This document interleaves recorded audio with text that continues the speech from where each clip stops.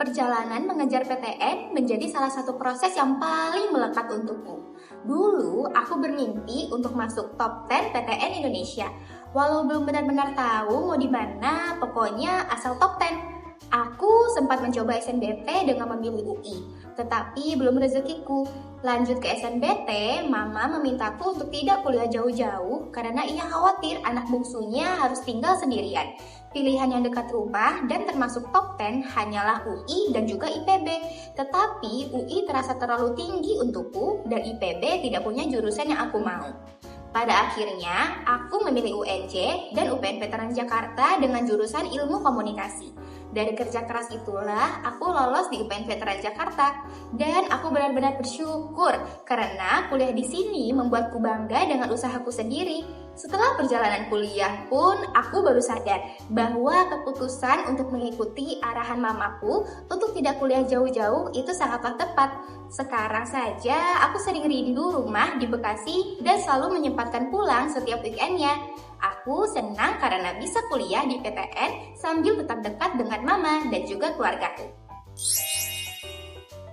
Halo, aku Safa. Sejak kecil, aku sangat suka melihat ibuku membuat kue. Dan dari situ, aku mulai tertarik mencoba sendiri. Setiap ada waktu luang, aku mencari resep baru dan bereksperimen di dapur. Kadang sendiri, kadang bersama ibu atau teman. Meski sering gagal, aku selalu penasaran untuk mencobanya lagi. Setiap kegagalan membuatku semakin paham bagaimana prosesnya. Aku belajar membaca ulang resep, memperbaiki langkah, mengganti bahan, atau menambah sentuhan kecil versiku sendiri.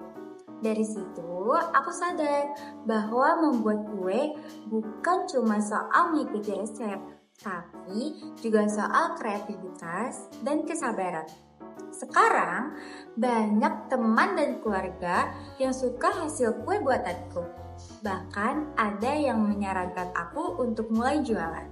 Dari hobi yang sesederhana ini, aku belajar bahwa setiap percobaan punya ceritanya sendiri. Satu potong kue, satu momen, dan satu kenangan. Ini cerita Dira. Pagi itu, Dira duduk di teras dengan secangkir kopi. Aroma kopi membuatnya teringat pada perjalanan yang telah ia jalani. Dulu, ia mengira mimpi hanya soal hasil. Namun, ia mulai memahami bahwa proses justru yang membentuk dirinya. Lewat gagal dan mencoba lagi, Dira belajar bahwa setiap langkah kecil, bahkan yang sulit, membawanya berkembang. Kopinya dingin, tetapi hatinya hangat. Ia belum tiba, tapi sudah jauh. Ia sadar hidup adalah tentang terus berjalan dengan hati. Dari ketiga cerita tadi, kita bisa belajar bahwa berkembang itu lahir dari berani mencoba, menerima arahan yang tulus, dan menghargai tiap langkah kecil.